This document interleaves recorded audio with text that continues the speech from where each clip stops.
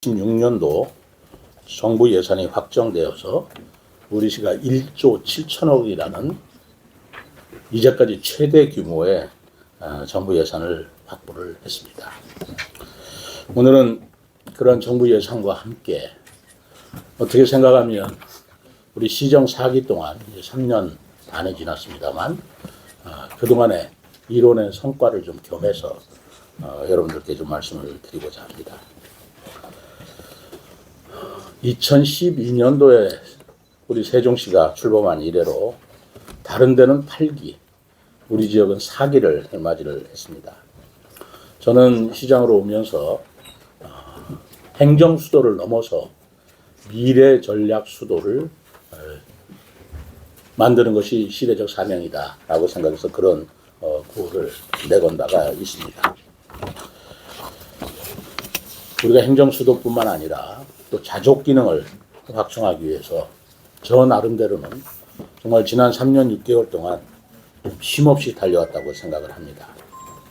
그리고 시정 4기가 이제 6개월 남아있는 이 시점에서 볼 때 여러분들은 어떻게 평가하실지 모르지만 저로서는 세종시가 역사적 전환점을 맞고 있는 시기를 맞고 있다라고 생각합니다. 그 이유는 미안합니다.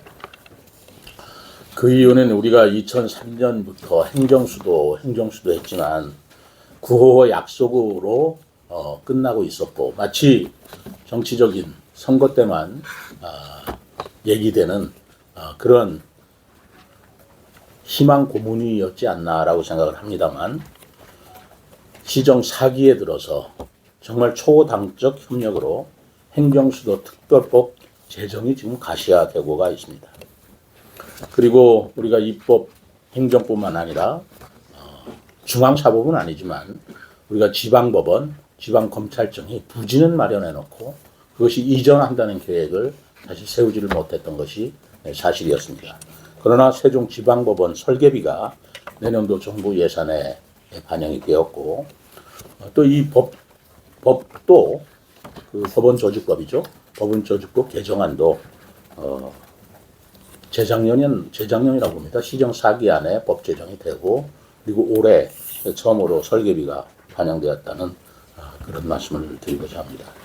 그렇다면 우리 세종시는 입법, 사법, 행정 기능이 축적된 행정수도의 완성을 위한 기반이 마련되고 있다고 생각합니다. 또 광역 BRT하고 CTX 등의 광역 교통망을 확충하였고 엊그제 보도가 됐습니다마는 역대 최대의 투자 유치 실적을 이끌어내면서 정말 명실상부한 대한민국의 미래 전략 수도로 자리 잡고 있지 않나 생각을 합니다. 이러한 성과는 시민 여러분들의 성원과 관심이 있었기에 가능한 것이었고 오늘은 그 성과에 대해서 간략하게 좀 말씀을 드리고자 합니다. 우리 시는 그동안 행정 수도에 대한 위헌 논란 등으로 인해서 법적 제도적인 불안정 속의 행정 중심 복합도시로 이름지어서 성장을 해왔습니다. 그러나 국회 세종의사당과 대통령 세종집무실 건립이 추진이 되고 또 법적 근거를 갖추기 위한 초당적 협력이 바로 제 임기 중에 이루어졌다는 것에 대해서 저는 매우 의미 있게 생각하고 있는 것이 제 솔직한 심정입니다. 정부 국정과제에 행정수도 명문화가 개헌의제로 포함이 되었고요. 올해 9월 달이죠. 또 행정수도 세종을 법적 제도적으로 규정하기 위한 행정수도 특별법이 현재 국회에 발의되고 있습니다. 희망컨대 내년 상반기 중에 행정수도 특별법이 국회를 통과한다면 행정수도 세종에 대한 법적 근거는 완비될 것이라고 봅니다. 또 시정 4기 들어서 국회 세종의사당, 대통령 세종집무실 건립도 가시화되는 속도를 내게 되었습니다. 23년 10월에 국회 규칙이 제정되어서 국회 세종의사당 건립이 확정되었고요. 대통령 세종집무실을 포함한 국가상징광장 국제공모도 이달 중에 마무리될 예정입니다. 내년 정부 예산에는 이를 뒷받침하기 위한 국회 세종의사당 건립 956억 원, 그리고 대통령 세종집무실 건립 예산 240억이 반영이 되었습니다. 이 예산은 우리 시로 국회의 완전 이전에 대비해서 권리 규모 확장을 전제로 이루어진 예산이기 때문에 더 의미가 있다고 생각합니다. 더불어서 세종지방법원 설치를 위한 법원설치법이 24년 9월에 개정되었고, 그리고 법원의 조속한 개원을 위한 노력의 결과 세종지방법원 설계비 10억 원이 내년도 정부 예산에 반영이 되었습니다. 둘째로 행정수도에 대비한 교통망 확충이 또 의미 있는 성과였다고 생각합니다. 그동안 행정수도 세종의 모든 국민이 쉽게 방문할 수 있도록 촘촘한 교통망을 확충하기 위해 노력을 해왔습니다. 특히 수건 사업인 충청권 광역급행철도 GTX 사업이 본격적으로 추진될 수 있는 전환점이 마련되었습니다. 대전, 세종, 충북 광역급행철도가 지방에서 시작되는 최초의 민간 투자 철도 사업으로 비수도권이라는 한계를 극복하고 지난 11월 민자 적격성 조사를 통과하였습니다. GTX는 대전, 세종, 충북을 30분 내로 연결하면서 우리 시를 통과하는 구간은 실질적으로 지하철 기능을 하게 될 것으로 보고 있습니다. 저는 지금도 기억이 생생합니다. 20년도쯤에 바로 제4차 광역철도망 계획을 국토부에서 각 자치단체 의견을 내라고 할 때 제가 바로 이 자리에서 언론인 여러분께 바로 제4차 국가철도망 계획에 세종시 도심을 통과하는 지하철이 기능할 수 있도록 그런 안을 내야 된다라고 발표를 했고, 그리고 그 안이 국토교통연구원의 용역안으로 채택이 되었고, 그리고 CTX 안으로 지금 거의 채택되고 있는 단계라고 생각할 적에 2020년도에 제가 세종시에 지하철이 생겨야 된다라고 주장한 것이 어느덧 가시화되고 있다는 나름대로의 큰 보람을 가지고 있습니다. 세종시 도심과 조치원역을 거쳐서 서울로 연결되는 이 CTX가 완결이 되면 신도심에서는 지하철이 생기고, 그리고 조치원은 서울, 대전, 청주를 잇는 철도 교통의 요충지로서 예전에 조치원의 과거의 영광을 다시 되찾을 수 있는 절호의 기회다라고 생각하고 있습니다. 또한 이를 바탕으로 우리 시가 충청권 철도 교통의 중심지로서 획기적으로 발전할 것으로 기대하고 있습니다. 또 우리 시민의 오랜 수건 사업이었습니다. 우리 시 신도심에서 고속도로를 이용해 바로 접근할 수 있는 천마을 IC 건설 사업이 행복도시 광역교통 개선 대책에 반영되었습니다. 또 행정수도가 완성되면서 국가 중추 시설로서의 접근성을 강화하기 위한 아시지 않습니까? 제천 지하차도 건설도 계획으로 확정이 되었습니다. 이 밖에 세종시 남북을 연결해서 내부 교통망을 혁신적으로 개선할 수 있는 금강 횡단 교량 건설도 확정이 되었습니다. 오랜 기간 시민들께서 기다려 주신 만큼 이러한 도로 확장 계획, 교량 확장 계획이 신속히 진행될 수 있도록 관계기관과 긴밀히 협의해 나가겠습니다. 그리고 아울러 시정 4기 동안 전국에서 최초이고 유일한 예라고 생각합니다만 대중교통의 이응패스 도입, 시내버스 확대 및 노선 변경을 통해서 대중교통을 혁신한 한 해였다고 생각합니다. 이응패스 도입 1년이 조금 지난 현재 대중교통 이용 건수는 13%, 버스 운송 수입은 14%가 증가하였습니다. 그리고 최근에 청소년과 체구가 작은 여성 등을 위해서 공영 자전거를 비수도권에서는 최초로 꼬마 어울링 자전거 111대를 도입해서 지금 이용 중에 있습니다. 세 번째로 우리 시의 부족한 자족 기능 확충을 위해서 취임 직후부터 부단히 노력을 해왔습니다. KTNG 등 대기업을 포함해서 47개사를 우리 시로 유치하는 데 성공했습니다. 47개 기업으로부터 3조 4,088억 원의 투자를 유치했는데 이것은 시 출범 이후 최대 규모의 투자 유치 성과라고 보고 있습니다. 정부로부터도 투자 유치 성과를 인정받아서 지난달 세종시 출범 후 최초로 투자 유치 우수 지자체로 선정이 되었는데요. 시 단위 도시로서는 우리 세종시가 유일한 선정 지역이었습니다.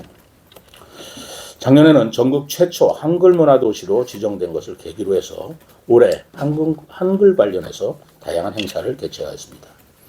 한글 축제를 세종 한글 축제로 바꾸어서 국제 프레 비엔나를 개최하였고 한글 문화도시 세종의 정체성을 확립했다고 봅니다. 한글 문화도시는 사실 3번의 도전 끝에 이루어진 성과였습니다. 우리 시가 앞으로 한글과 문화예술을 결합해서 문화 경쟁력을 선도해 나갈 중요한 기회를 갖게 된다고 생각합니다. 또한 국립민속박물관을 유치를 했습니다. 23년도입니다. 한글문화단지 건립을 추진하였고 그 한글문화단지 건립 추진을 위한 용역비 3억 원이 내년도 정부 예산에 국비로 반영이 되었습니다. 유네스코 세계유산 국제해석설명센터 예산도 확보를 하였습니다. 3억 원 한글문화단지 용역비가 조성이 되면 그것이 타당성이 있는 것으로 우리가 노력을 해야 되겠습니다만 그런 성과를 거둔다고 한다면 3천억 규모의 한글문화단지, 국립한글문화단지가 우리 시에 조성될 수 있지 않을까라는 기대를 갖고 있습니다. 또 근로복지공단 지사를 이전했고요. 농어촌공사 복합사업 건립 등의 공공기관을 유치했는가 하면 12월 중에 산업은행 세종지점을 유치하는 협약식을 맺을 것입니다. 산업은행이 우리 시에 유치됐다는 건 굉장히 중요한 의미를 가지고 있다고 봅니다. 우리 시가 세종시라는 행정 수도임에도 불구하고 아직 한국은행과 산업은행을 유치하지 못했습니다만 산업은행이 유치됨으로써 국가산업단지 조성이라든가 투자 유치에 아주 중요한 역할을 할 수 있을 것이라고 봅니다. 그리고 12월 16일입니다만 이것도 우리 전국 최초입니다만 폴리텍 대학 세종국제기술교육센터가 개소가 됩니다. 이것은 폴리텍 대학이 국내 기능 인력만을 양성했는데 이제는 우리가 글로벌 국가를 지향하는 이 시점에서 외국인 젊은 인력을 유치를 해서 그들에게 한국어와 한국문화 그리고 기능을 가리킴으로써 우리 나라의 기능 인력으로 충원할 수 있는 그런 교육기관인 것입니다. 내년도 국회 본회의를 통과한 내년도 정부 예산을 여러분 다 아시겠습니다만은 가장 중요한 것 몇 가지만 강조드리면서 제 말씀을 마치고자 합니다. 내년도 정부 예산 728조 원 중에서 우리 시 관련 예산은 1조 7,320억 원이었고요. 이것은 정부안 대비 40억 5천만 원이 증액된 것이었습니다. 지난 9월 국회로 제출된 정부 예산안 중 우리 시 핵심 사업 예산이 거의 모두 원안대로 통과됐다고 하는 점에도 저는 매우 기쁜 일이었다고 생각합니다. 앞서 말씀드린 대로 국회 세종의사당 956억 원, 대통령 세종집무실 240억 원, 제천 횡단 지하차도 건설 3억 원, 한글문화단지 조성 3억 원, 그리고 국립박물관 단지 건립 492억 원, 국립미술관, 민속박물관 이전 건립 152억 원, 그리고 유네스코 세계유산 국제해석설명센터 건립 23억 원, 그리고 대한민국 문화도시 조성사업비 40억 원이 반영되었습니다. 특히 세종 공동캠퍼스 바이오 지원센터 건립 예산 20억과 운영 예산 9억 원의 확보는 지속가능한 공동캠퍼스를 위한 우리 시의 적극적인 예산 반영이 달성한 성과라고 보고 있습니다. 앞으로 국비가 확보된 사업들이 원활히 추진될 수 있도록 정부와 긴밀히 협의하겠습니다. 시정 사기 동안 사실 열악한 재정 환경도 참 어려운 시기였습니다. 그렇지만 2년 연속 살기 좋은 도시 1위 선정되었고 역대 최대 투자 유치로 시출범 최초 투자 유치 우수 지자체로 선정이 되었는가 하면 정부 합동평가 2년 연속 우수 등 높은 행정 성과도 이루어 왔음을 자부하고 있습니다. 특히 스마트 국가 산동과 친환경 종합타운 조성 과정에서 주민들과 큰 갈등 없이 사업을 원활하게 추진한 것은 저로서는 전국 어디에서도 그 유례를 찾아보기 힘든 큰 성과라고 저는 생각하고 있습니다. CTX의 민자 적격성 조사 통과, 그리고 세종지방법원 설계비 반영, 한글문화도시 지정 등도 이것이 우리 세종시의 역사에 남을 만한 성과라고 저는 생각하고 있습니다. 3년 6개월 만입니다만은 아직도 부족한 점은 많다 하더라도 그동안 열심히 해온 여러 가지 성과와 함께 특히 내년도 예산을 통해서 우리가 새로운 역사적 전환점을 맞이했다는 그런 의미를 부여하면서 이런 성과들이 모든 시민들의 성원과 관심 그리고 언론인 여러분들의 지원이 있어 가능했다는 말씀을 드리겠습니다. 앞으로도 대한민국의 발전을 위해서 그리고 행정수도 세종이 정말 명신을 상부한 수도가 될 때까지 더욱 열심히 일해 나간다는 것을 말씀드리고 약속드리겠습니다. 감사합니다.